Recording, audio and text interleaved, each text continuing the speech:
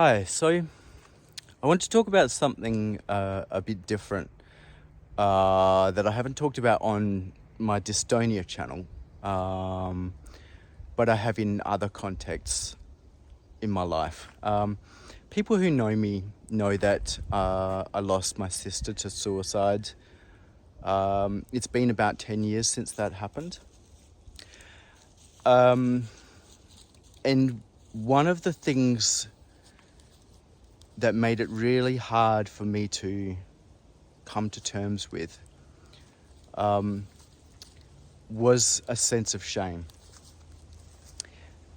Now, I couldn't put a label on it until the last few years. I didn't realize that it was shame that was holding me back, but I figured it out a few years ago. Since my sister died, I've had several other people close to me, including my stepfather, my grandfather, and my father. And the grief for each of them has been different and complicated in their own way. But it was only the death of my sister that left me with this really difficult feeling, which I figured out was shame. Now, I was aware that I felt regret and guilt for not doing more for my sister and not being there for her more effectively, especially since I worked in mental health and helped people all day, every day with their personal problems. But I later I learned that there was a difference between shame and guilt. I thought that they were kind of synonyms of each other. But the difference, in case you don't know, is guilt is sort of where you are accepting that you did something wrong, made a mistake, maybe broke a law or forgot someone's birthday or let someone down. Whereas shame is another layer on top of that, where you accept that you did something wrong, and the reason you did something wrong is because there's something wrong with you. Now that's a whole other ball game once you think that the reason you did something wrong is not just a mistake, but there is something deeply wrong within you, with yourself. And I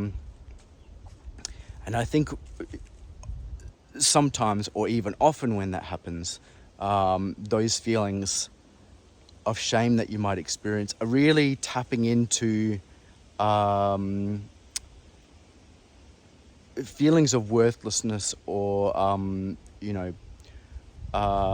feeling not good enough that have been around for a long time. And for me, for various reasons, things that have been around since I was a child. So essentially they're not new feelings saying, there's something wrong with you, feel ashamed about it. They're saying, yeah, this is just confirming what you already know to be true. It's confirming that, yes, there is something wrong with you, as you always knew. So the story of my sister and how I dealt with that is like a big, heavy story that I could go on and talk about in depth for a long time.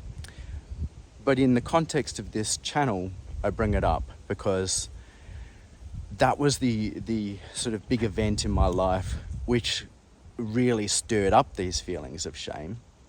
I mean, really made me aware of them. The feelings of shame were there for other reasons, I think. but really made me aware of them and taught me what shame was and how it was different from other feelings and how destructive and corrosive it could be. Now, with dystonia, I think a lot of people feel at least embarrassment and discomfort about looking weird and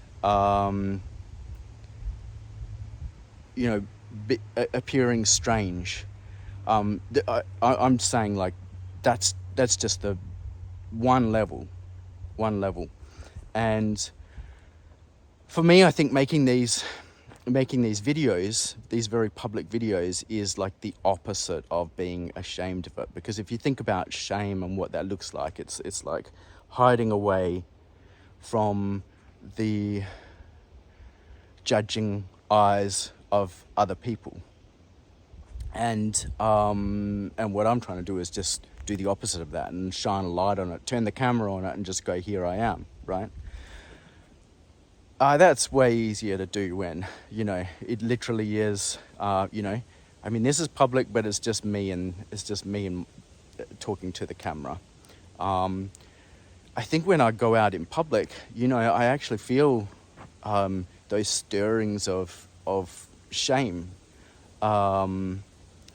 And talking about shame in any way is like one of the hardest things because it's exposing the things that you most don't want to talk about, the things that you want to hide away from people. That's what shame is. But if you can shine a light on it, I think it can have a magical effect in turning down the volume on those feelings. And sometimes, maybe the things in your head are not as big they're not as big to other people as they are in your own mind. Okay, so that's one level. I'm just talking about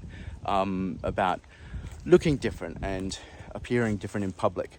But I'm also saying that those feelings that might get stirred up can also be stirring up other feelings. Right, they don't exist on their own. They work as a trigger for deeper feelings of inadequacy or worthlessness or shame that might have been there from other things for longer.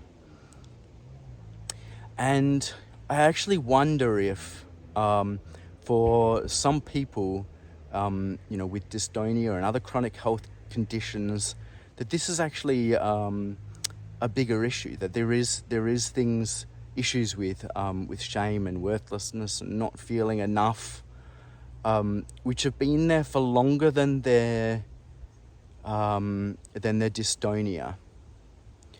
And then you get this, maybe they've even contributed to it, because I'm not talking about this being, a psychogenic disorder or anything like that. I'm just saying that there's this layer of stress which could be a contributing factor, and then you have this thing which is very physically saying, look at me, I'm different, look how different I am, I can't blend into the crowd as I might want to, I can't hide away, I literally can't hide away, it's like the spotlight is on me, right?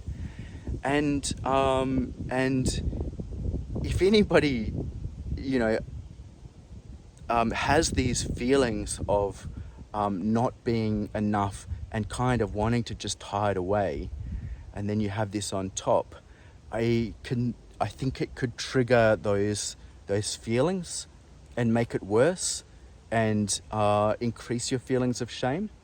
So this is something that just sort of occurred to me because I've figured out that whole thing about shame a long time ago with it relation to certain things like the death of my sister and other big things in life, and I know the destructive power of it, and I'm wondering if anybody can relate to this, either that shame was part of some sort of contributing factor, to, you know, the severity of what you're experiencing, or whether the dystonia that you're experiencing triggers or you know, brings up those feelings of shame.